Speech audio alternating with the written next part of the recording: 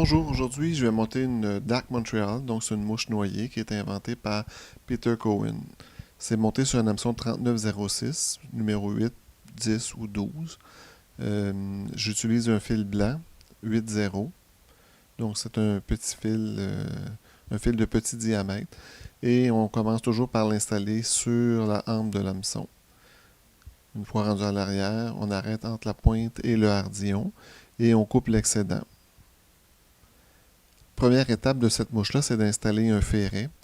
Donc, je vais utiliser un millard numéro 12 et j'ai besoin du côté or.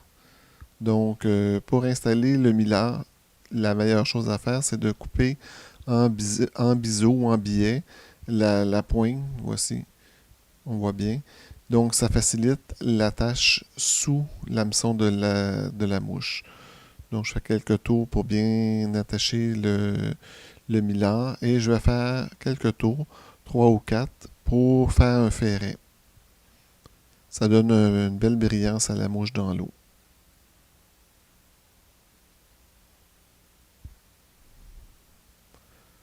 Donc, une fois que le ferret est installé, on va bloquer et on va couper l'excédent qu'on n'a pas besoin. Par la suite, on va se rendre à l'avant de la mouche pour installer le tinsel. Donc, le tinsel, on va prendre un tinsel de couleur or. Je prends un tinsel bosselé. Donc, je l'installe à l'avant parce que je ne veux pas avoir de bosse. J'aurais pu l'installer à l'arrière, mais ça aurait fait une bosse et on veut avoir le moins possible de bosse sur le corps de cette mouche-là. Donc, on l'installe à l'avant et en dessous de la hampe. Donc, on amène le fil à l'arrière et on arrête juste où le ferret commence. Voilà. Ensuite, on va aller chercher sur un sadeulacule de couleur claret. On va aller chercher une petite pincée de fibres. Donc, on prend la plume, on sélectionne et on tire. Ça nous donne une petite bunch une petite pincée de fibres. On les égalise. C'est important d'avoir les pointes égales. On peut les rouler aussi pour que ça soit quand même bien mélangé. Et on va mesurer. Alors, c'est la longueur de la hampe. Et on transfère sur notre autre main. Et on attache sur le dessus. C'est bien important d'être sur le dessus de la mouche. Donc, je regarde pour la longueur.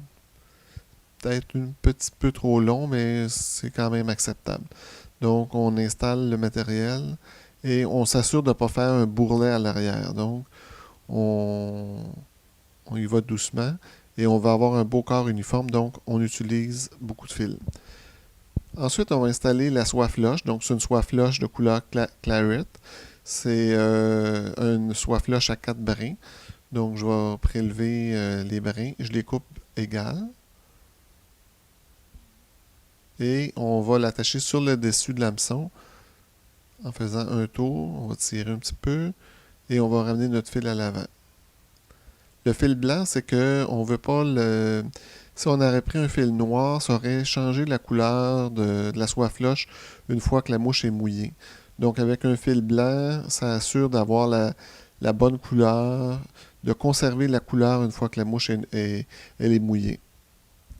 Donc on installe la soie floche de façon égale sur le corps et on va venir à l'avant puis on va bloquer. On va faire un tour de fil pour bloquer et on va mettre un peu de fil. Et normalement, on va avoir fini avec notre fil blanc. Donc, on va couper l'excédent de la soie floche et on va venir faire un nœud avec le finisseur de nœud. Voilà. Pour continuer, on va utiliser un fil de couleur noire, 8-0. Voilà. Et on va l'installer à l'avant. On s'assure qu'il est bien solide. Puis on commence en même temps à construire la tête de la mouche. Donc on coupe l'excédent qu'on n'a pas besoin et on va procéder au côtelage. Donc, on va installer les côtes avec notre tinsel bosselé. Donc, on fait environ 4 tours sur l'hameçon et on va venir bloquer à l'avant. On va couper l'excédent et on voit que quand même la mouche elle avance. On va remettre du fil pour construire graduellement notre tête. On va virer l'hameçon de côté.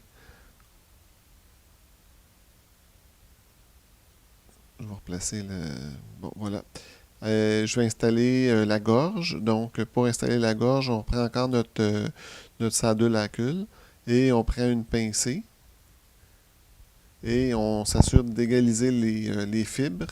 Normalement, la gorge doit être environ la longueur de jusqu'au la pointe de l'hameçon.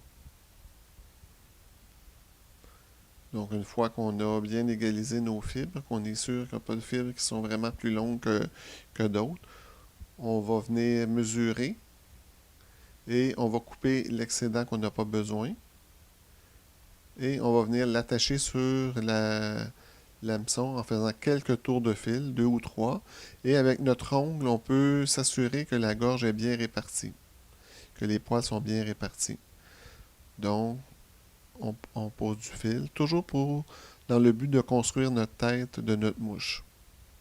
Donc, je vais replacer mon hameçon dans l'étau. Voilà. Et on est rendu à faire l'aile. Donc, pour faire l'aile, ça nous prend de la dinde de motelée. Donc, ça prend 2 plumes, une gauche et une droite, sur lequel on va prélever un segment. Donc, on coupe un segment. Et on va chercher sur l'autre plume. On ne peut pas faire ça avec la même plume. Ça prend vraiment une plume gauche et droite. Sur l'autre plume, on prélève l'autre segment. Une fois qu'on a nos deux pièces, nos deux segments, on les met côte à côte. Et là, on va s'assurer que la pointe qui va aller à l'arrière de la mouche, si on veut, que la pointe est bien égale. Les deux plumes sont bien égales. Donc, on mesure, on pince, et on va venir faire un tour, 2 tours de fil, et c'est là qu'on va tirer. Voilà. Je mesure... non, je ne suis pas tout à fait... pas tout à fait satisfait. Elle n'est pas tout à fait sur le dessus. On va reprendre cette opération-là. Je vais mettre un peu de fil encore pour construire notre tête. Bon, voilà. Donc, on fait un tour, deux tours, et là, on tire. C'est vraiment la technique pour installer une aile. C'est important aussi de s'assurer qu'elle est bien sur le dessus. Sinon, la mouche va vriller dans l'eau. Elle va tourner. Et on met du fil. On s'assure que la longueur est bonne. Et on va couper l'excédent. La mouche avance quand même assez bien.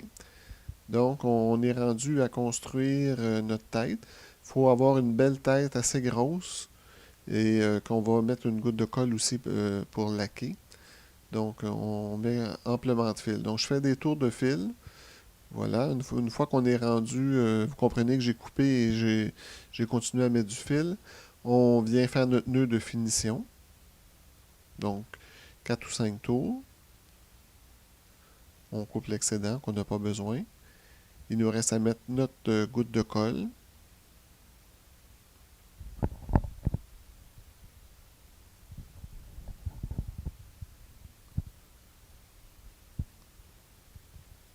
On voit que les matériaux imbibent la colle, hein, donc c'est important d'y penser quand on...